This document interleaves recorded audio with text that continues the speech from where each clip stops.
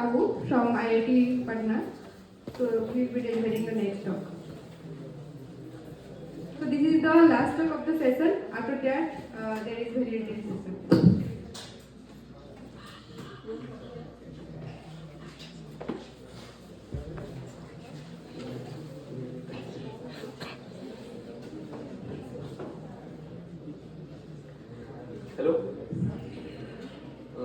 Hello everyone.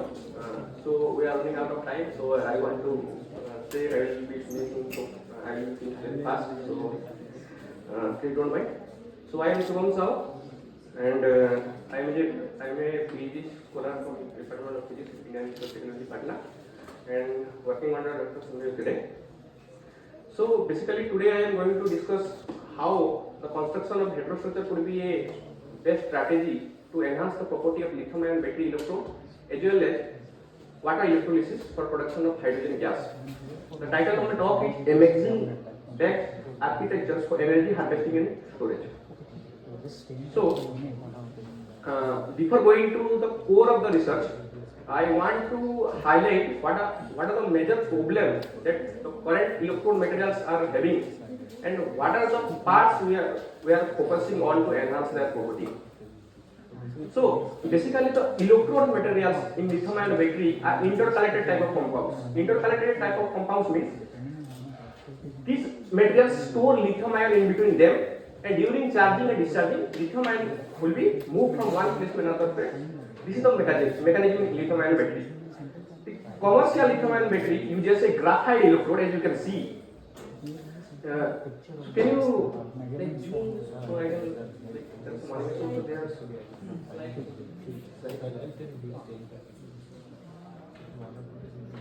Okay.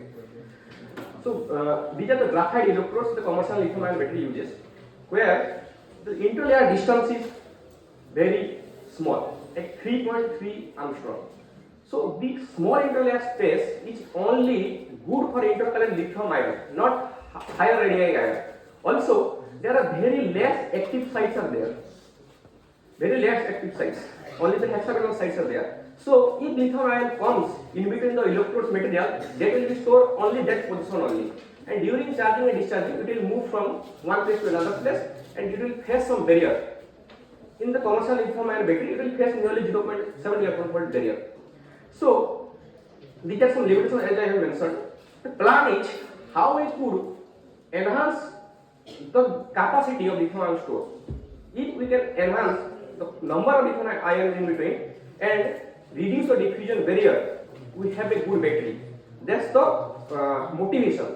So, as we know, magazines are good candidates for electrodes materials due to the higher ionic conductivity, electronic conductivity, higher absorption size, and the stability. So, also magazines comes with a various functional groups. That is the beauty of the magazine. There are various functional groups can be attached at the surface, and due to this functional group, the property is significantly hampered. So as you can see, there are various absorption sites. Like graphite only one absorption site, where several absorption sites are there. So we have taken magazine for that. Okay, and the beauty is also lies in the less diffusion barrier it will feel when lithium ion move from one place to another place. That is 0.1 electron volt, right? These are the merits. Other example is 2D hematite. These are recently synthesized, and this is anti-ferromagnetic in nature. We have taken the ground state for calculation and found that this is anti-ferromagnetic in nature. So for the precise calculation, we have taken the anti-ferromagnetic system. There are different absorption sites are there, as I mentioned, and during the movement, we will face very high diffusion barrier. So the plan is, can we somehow combine the property of these two materials, and the final product will be expected to deliver a good performance. So with this plan, we have constructed a heterostructure. Okay, before that, see, this is not the experimental, however, this is fast principle-based calculation, where we don't have experimental facility, and we are trying to put a theory to the experimentalist that this could be a best strategy, and you can make some type of material in the lithium ion battery and can be used. So this is the final principle-based calculation. There are some methodology I will be talking about in the upcoming slides. So basically, this is the heterostructure we have formed.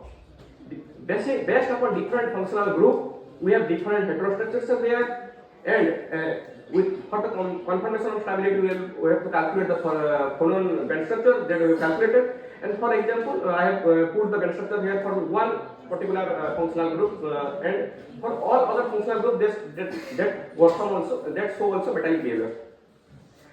Then the next task is, once we have the material in our hand, then we have to show how the lithium ion move and how much barrier will you face.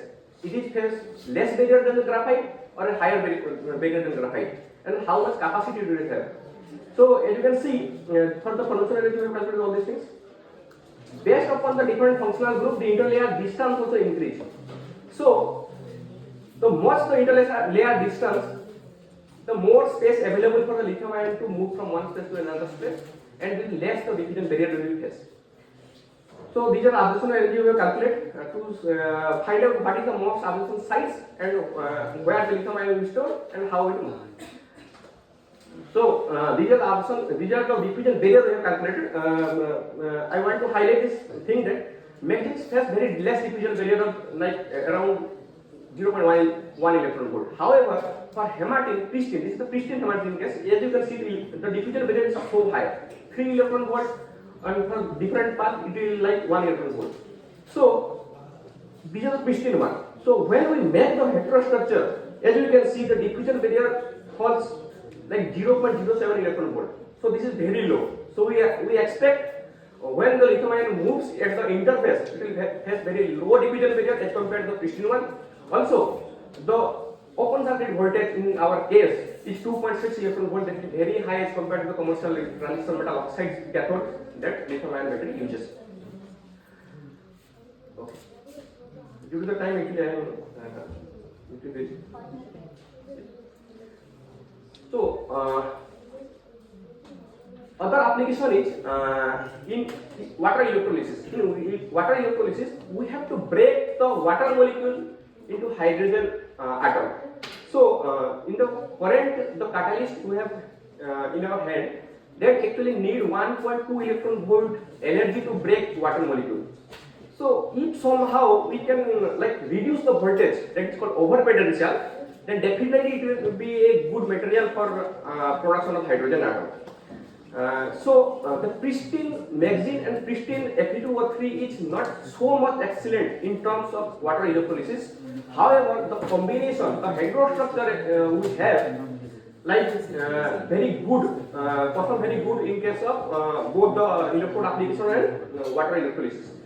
For the inside, deeper inside, atomic level inside, we have to observe the hydrogen atom at the interface and see whether this is a physio absorption or chemio absorption. If it will bind very tightly, then the hydrogen production rate is very low, and this is not good. However, if the absorption energy at the surface of magazine and Fe2O3 is low, so that another hydrogen atom comes and form a hydrogen bond and will dissociate, then that is what actually we need. And for this case, as you can see, this material perform very well. Also, for different functional group, it will be perform accordingly. Like F functional group, fluorine terminated functional group magazine are not good for hydrogen or evolution reactions. However, OH and O terminated group we have calculated, it is excellent, perform excellent in terms of water electrolysis. So due to this, we have to calculate the free energy. This is what actually is the main theme of this work. The Gibbs free energy change during the water electrolysis should be nearly zero level. So less or very small free energy changes will allow a good catalyst for the hydrogen evolution reaction. So as a conclusion, what I can say, this heterostructure perform very good in terms of cathode, also as a catalyst. So the take-home message is, the magazine helps to improve the electrochemical performance in lithium-ion battery, and Fe2O3 helps in water electrolysis mechanism. So the combination is perform gives a very good material for both lithium-ion battery electrode as well as water electrolysis. Okay, thank you. Thank you, Shubham, for the nice talk. We have time for only one question.